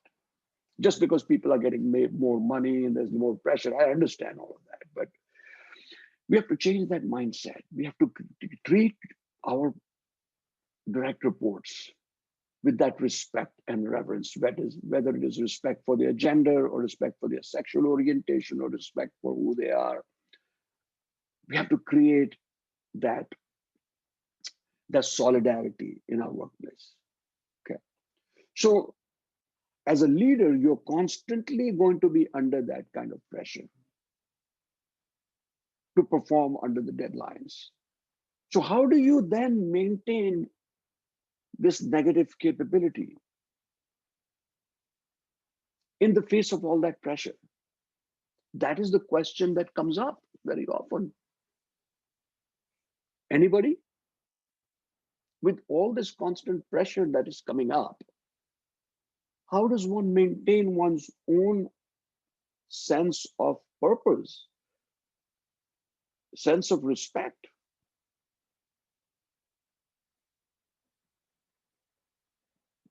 When you're being pulled in so many different directions, how do you maintain negative capability? Ritika, go ahead. Keeping the end goal in mind, or what you are going to achieve at the end of that pressure and everything. Okay, so tell me more about that. So keeping an end goal in mind, what would you mean by that? Okay. So if we are conducting an event, so we would be pulling legs from here and there, the speakers, the sponsorships and everything. But when the actual day of event comes, it's all worth it because the event goes smooth. Everything is on point and everyone is appreciating you that you have done a good job. So maybe that would work. Okay, so okay, what did everybody hear what Ritika just said? She raised a phenomenal point. If you keep the end result in mind, that by being in this painful, sometimes even torturous situation of knowing and not knowing, certainty and uncertainty, if I wait long enough, Tejas, then the results that I will get will be a product of many different feedbacks, many different viewpoints. So the end result, as Ritika said, would be far better than if I made my own decision as a leader and say, "Acha bhai, koi baat nahi, ek do se baat kar li, uske baad whatever it is, we go ahead and do it. Let's get it done." Because the leader wants this off his plate or her plate so that she can go and tackle the next point. But in getting rid of that too quickly, you're not involving others into it. I'll be the first one to admit that growing up, when I was very, very much younger, I was also very impatient. I still am to a point, but very impatient about it. Today, I've slowed down in the sense that not slowed down as an older person slowing down, but my mental process has slowed down. What do I mean by that? I can provide the space and comfort for others to share their viewpoints. I'm no longer in that great of a hurry. If I said this, I'd get it done. Now, if I say to you, I'll get it done in 2 days. As a leader, if I say to you, to my boss, I'll get it done in 2 days. Then I have a timeline that I have to work with. But I'm not going to rush my colleagues. I'm not going to rush my people because I'm going to stay in that mode of knowing and not knowing. Because where is the not knowing coming from? Not knowing is coming from the lack of information about a situation. So if I don't have enough information about a situation yet, how would I do it? Garima, Go ahead, Garima. So we can also set small deadlines and align it with our final results to achieve them. Okay, so that is very nice. That while you are in this contemplative mode of knowing and not knowing, you can set small little goals, small milestones. You can say to the team, by such and such date, let's not rush it to it, guys. By such and such date, in a day or two, let's get this much information. Andrila, you do this. Atul, you do this. Ritika, you do this. Get all the information together. Then let's all sit together on Friday, end of the week, and look at all the information that has come. And then let's not jump into making a conclusion yet. Then Monday, Friday तक आपने information collect कर लिया है. But Monday you will then address whatever points have come out. And let's take an action on Monday. Now you see the beauty of that. Tell me, what is the beauty of this exercise of waiting patiently? Anybody? It's a very important point, because you might wonder, okay, the negativity कल तो नहीं, इतनी pain में हम जा रहे हैं, तो उसका कोई outcome क्या है? What are the rewards of negative capability? So anybody? What would be this reward of bringing together your team into this and saying, let's do it piece by piece? What is the reward of this?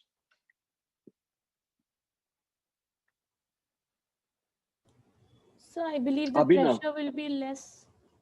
Who's it? Yes, sir. So, yes. No, who's so talking? like, Wait, 1 minute. Abhinav here, sir. Somebody said, no, somebody before you talk, the pressure will be less. Who said? Yes, sir. Yeah, Andrila, go ahead. Andrila, okay, go ahead, Andrila, finish your point, then we'll go to Abhinav. Go ahead. I think it'll be less painful like that. Setting small goals is less painful, less motivation levels are kept high. You don't have to see far away. But what is the reward of that? Motivation levels are high, but then what is another reward, intrinsic reward for your fellow colleagues, for your team members? How do they feel? How does it make you feel if your leader is so caring and compassionate? Included, I guess. Included. You feel included, you feel part of the team. Do you not feel respected? What else?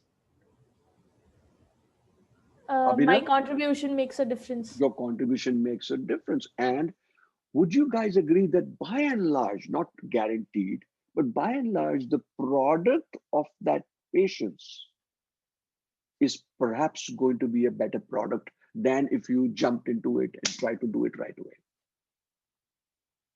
Because now it is the product of many divergent viewpoints.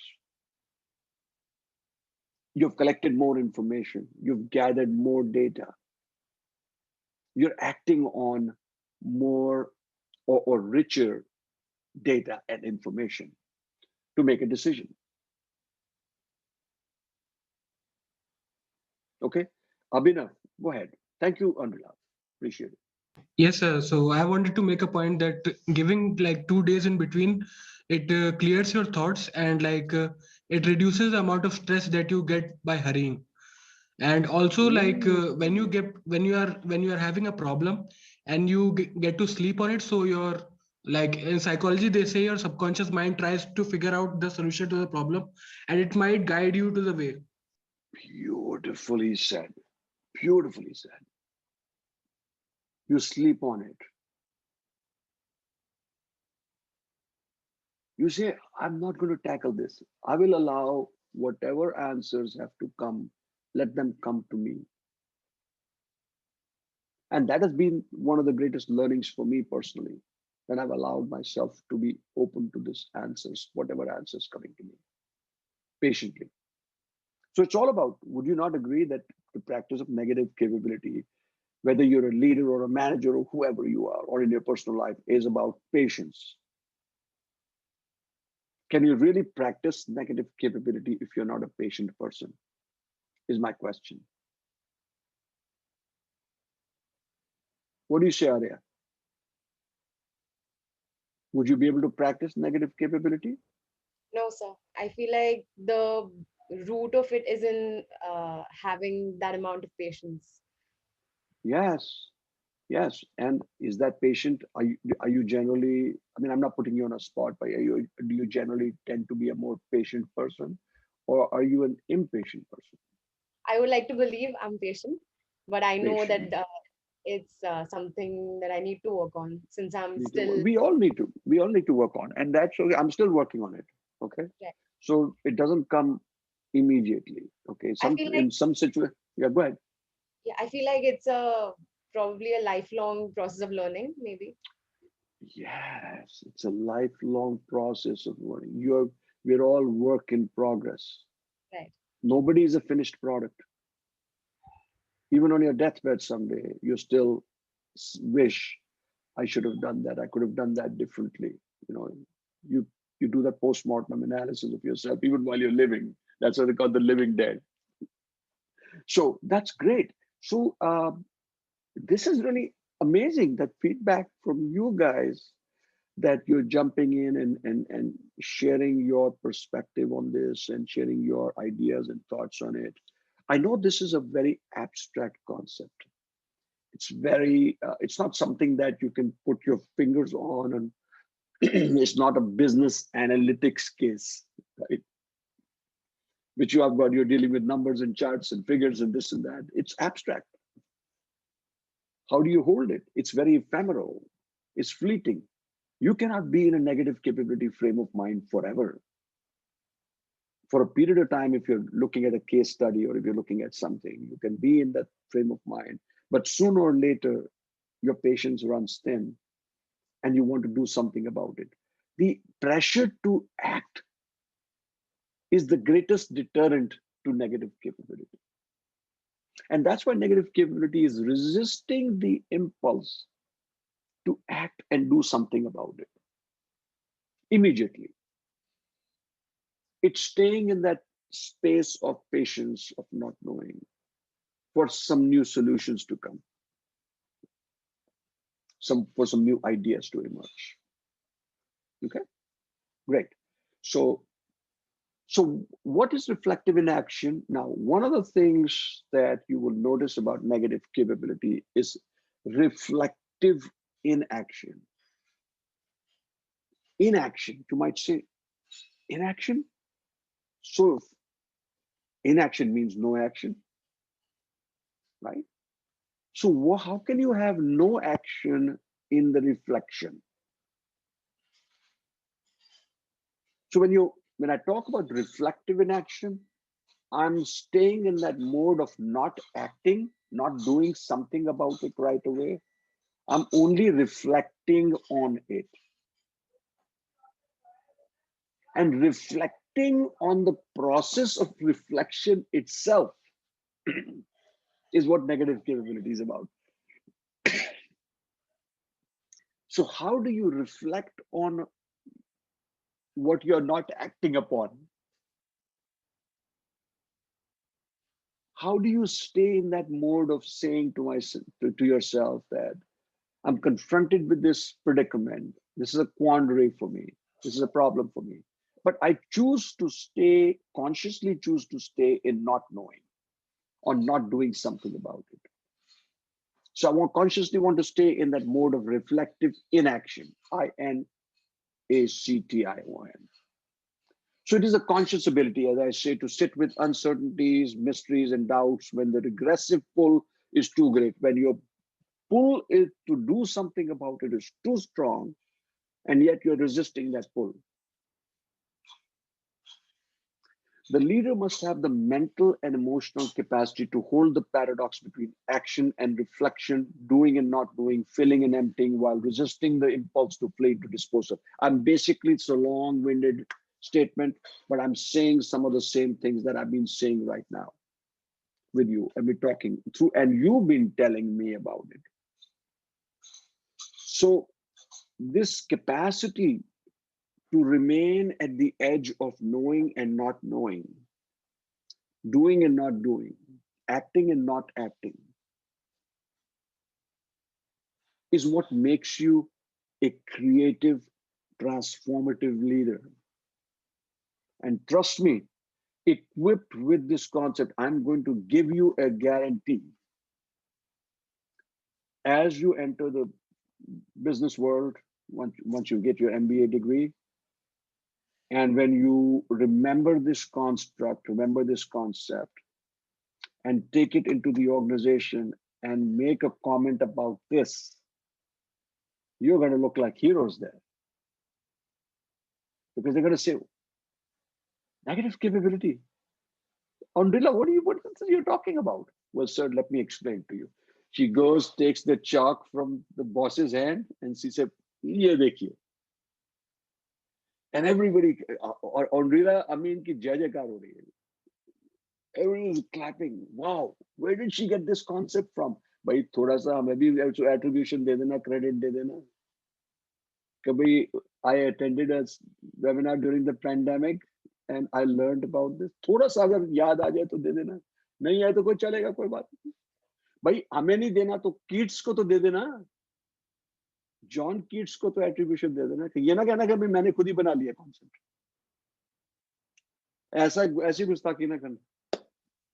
So point I'm trying to make is you're going to be equipped with something really powerful. And as I will share with you the PowerPoint, and that's why I didn't want to go through all of this stuff here in too much detail, because I wanted to keep it experiential rather than keep it boring to read out stuff. Read, you can all do. When I send you the PowerPoint, you can all read from that, okay? So here is, just look at this. Out of the mud of chaos, uncertainty, and doubt and slush, कीचड़, दलदल में से this beautiful lotus flower emerges. If you notice lotus flower, कभी lotus flower देखा है कि how it grows in slush, dirt, muck, weeds, and comes out this beautiful flower. So it comes out unstained, uncorrupted by the slush that it lives in. Important point here now. So this beauty is emerging out of this dirt, daldal mein se nikal raha hai. And that is what negative capability is about. You're creating out of this mess of chaos, uncertainty, ambiguity, not knowing. I was using metaphorically slush. I didn't mean कि कीचड़ में ही पड़े हुए हम सारे. वो कीचड़ है ना एक तरह का. The chaos, the daldal, the not knowing, not doing, uncertainty. Out of that, this beauty is emerging. That whoever said it, I forget lady's name, young lady's name, who said the end result is what we wait for. I think it was either Ritika or Garima or somebody. Ritika. Ritika. The end result. Ritika, right? Thank you, Ritika, for that. आपने पहले ही, आपको लगता है कि slide आपने mind reader तो नहीं है कि पहले ही स्लाइड पढ़ लिया आपने. ये एंड रिजल्ट निकलता है आपका. No, sir. क्या ये कैसा लगा lotus flower, right? Beautiful with this purple hue and all that. Such beauty comes out of dirt. That is what the end result is.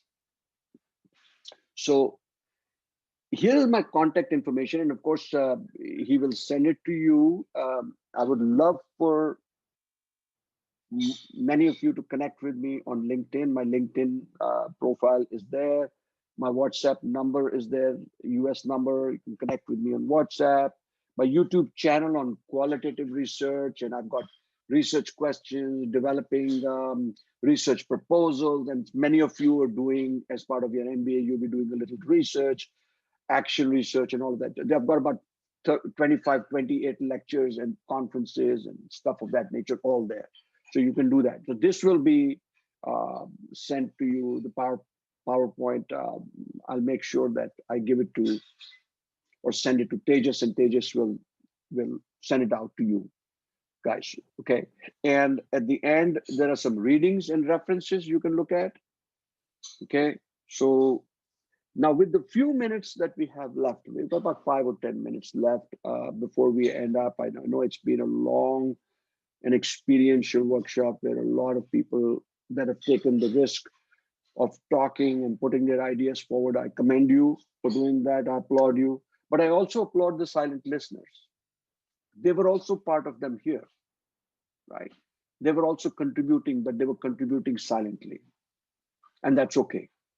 If I was coming across as a bit hyper about please talk and share, it's because in my very nature, I want students to come out and talk.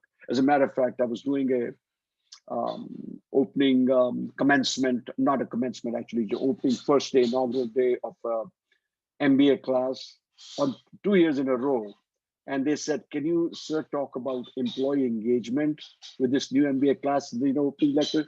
So I said, sure. And lo and behold, all that was happening on stage was dancing.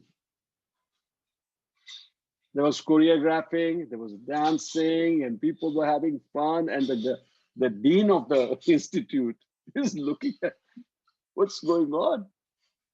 He didn't know whether to smile. And later, when he heard from the students how much fun and how much learning happened there, through dance and choreography, they were able to learn about employee engagement more than they could have learned from books.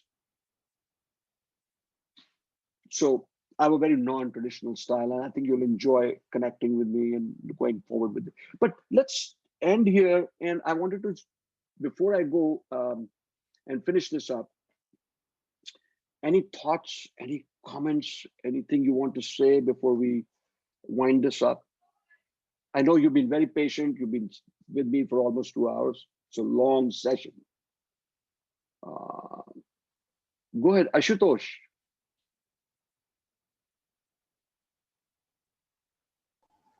Yes, sir. Go ahead, Ashutosh. Hello. Yes, go ahead. So, yeah, so what I'm getting sense of here is that creating negative space is somewhat similar to maintaining hope. So is it the case? Because it's similar to what? Maintaining hope. Oh, maintaining hope. Maintaining hope. Okay. And because uncertainty is uncertainty is not being clear to know what to hope for, right? And sometimes people and this is what that's because, and because of this, sometimes people turn to religion because religion acknowledges uncertainty and demands faith in face of it. Yeah. So here I'm just trying to correlate that creating negative space is similar to maintaining hope, and negative capabilities is similar to religion, or what religion does for people. Is it the case? Okay, so you're making an analogy, which is a very good analogy, by the way. Yeah. In religion also, what is it that sometimes they say, have blind faith, right? Blind faith, right? That you believe in a higher power, right? Your dadi would say, or your nani would say, Bhagwan ke upar bharosa karo, right? Correct? Have faith in God. Everything will turn out okay. Just be patient.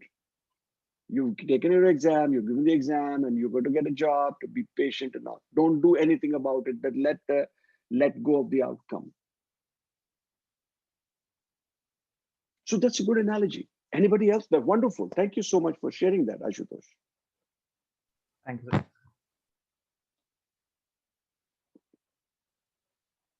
Anybody else?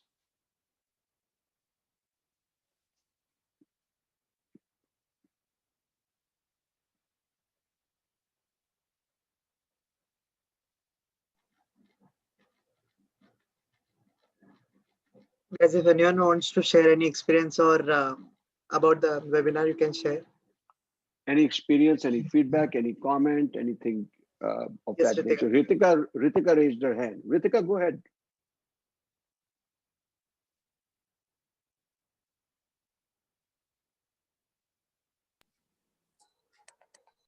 Go ahead, Ritika. Yeah. So as I said in the beginning of the webinar, that I'm very uncertain about the future. So this might have helped me like not to freak out about the uncertainty. And thanks for sharing all your views about negative capabilities. It was a wonderful webinar. Thank you. Thank you so much. I'm glad you enjoyed it. And the enjoyment really begins when you start to practice this. Learning it as a theory and passing an exam is not what it's about. It's about putting into practice some of what you've learned, right? Up MBA to kar loge. 2 years mein you'll get the MBA, you get a degree, you get a nice job somewhere. NMIMS is a reputable institute. But if the really rubber meets the road when you start to practice some of your learning into real life, that's what the value of a business degree is, or undergrad, or whatever, right? So thank you for being there. In a couple of minutes, anybody else wants to also go? So I would like to say something. Yes, go ahead, Andrela. Yeah, go ahead. So I think many of us deal with these issues on a daily basis, but when you try to talk about it with someone, usually we get a reaction that do not think so much. It'll be okay. You are thinking too much or something like that. It's really comforting to see that there's actually, this is legitimate. This happens to everybody. There's a science behind it, and there's a way to practice it and deal with it. It's actually very comforting. Thank you so much. Oh, thank you. Thank you for being there. And you were, Tejas was the quiet commander in the back. You were the drill sergeant in the front. You were with the one. Dr. Behel? Yes. Can I say something, Dr. Behel? Yes, please, Dr. Manjari. You've been hiding there. No, I was very much in the session and was listening to you. Yeah. So I want to thank you so much for this beautiful session. And let me tell you, it's not only that you have shared your thoughts on the negative capability and have asked students to participate in terms of delivery. It was wonderful, but you have, not only that, you have mentored these students. Through this session. There's a lot of mentoring that has happened, these kind of sessions, and I think we could have more of you. And shall I tell one secret to you? It's my daughter, she was here with me throughout, and she's in 12th standard, and she enjoyed your session like anything. And she's I want to study psychology, and why don't we have these kind of sessions in my school? Oh God. Okay. Oh, so nice. What is your daughter going to do now? She's going to be entering college now soon? After 12th, yes. So she's in 12th right now. She'll be writing board exam. Is she going to be following in your footsteps, Dr. Manjari? I do not know. That's her choice, whatever she wants to do. But she was with me and she enjoyed. She just left for the dinner, and no problem at all. I'm so blessed, and I'm so humble about this, that people have enjoyed it, and I know that a lot of people feel a little shy talking about it and all that in the session itself, but they are equal participants in the session.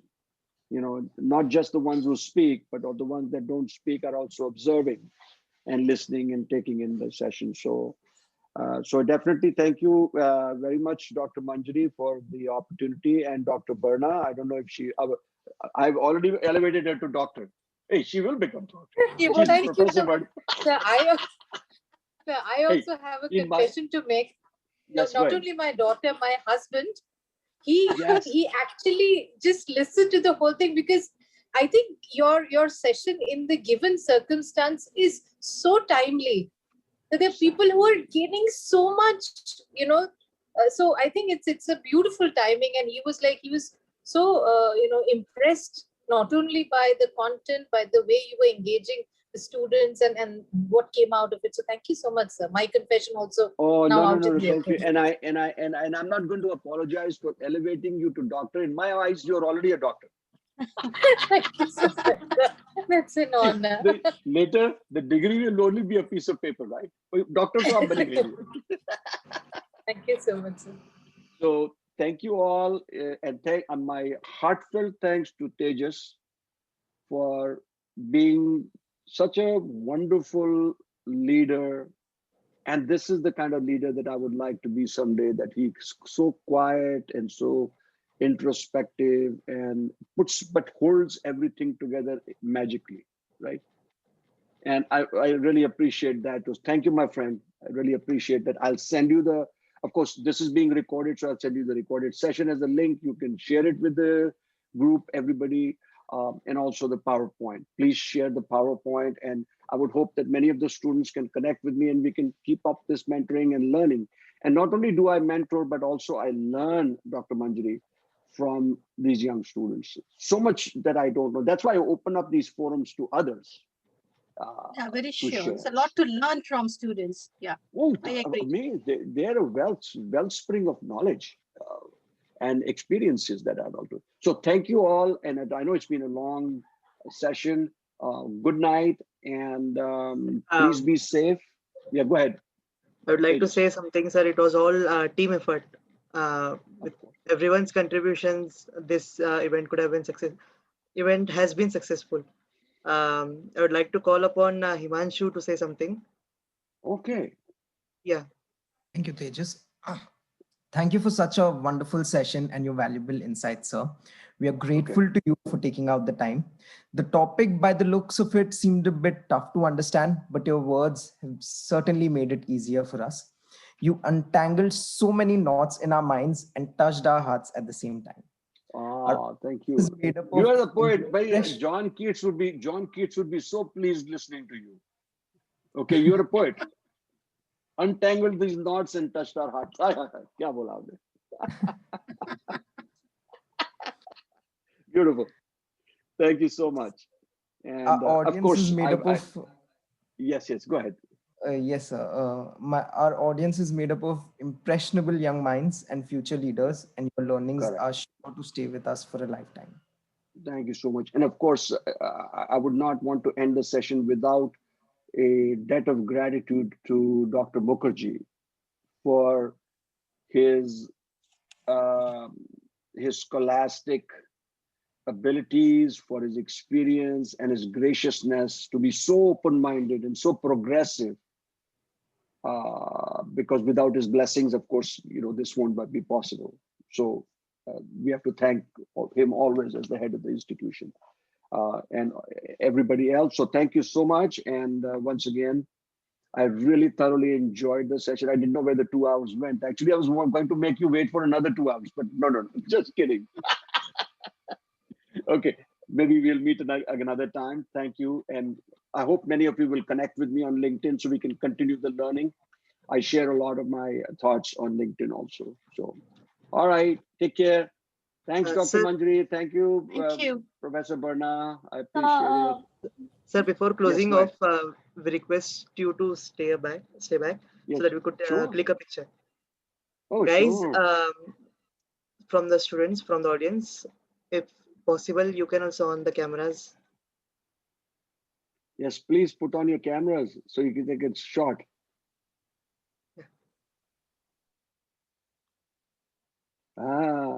There are all the hidden faces. Ab nikal rahe hain sare faces. Huh?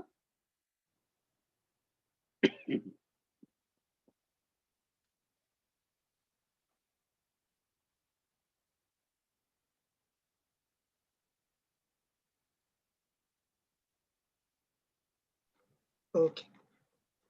Thank you so much, sir. Yes. Thank you. Thank you again. Good luck in your education and studies and everything else. And let's continue to learn. And please reach out to me if you have any questions, concerns, observations, comments, feedback, whatever, critique. You'll have my email address there. Okay. Take care. Bye-bye. Sure. Good night. Thank you, sir. Good night. Thank you, sir. Thank you. Good night. Thank you. Okay. Bye-bye. Thank you, sir.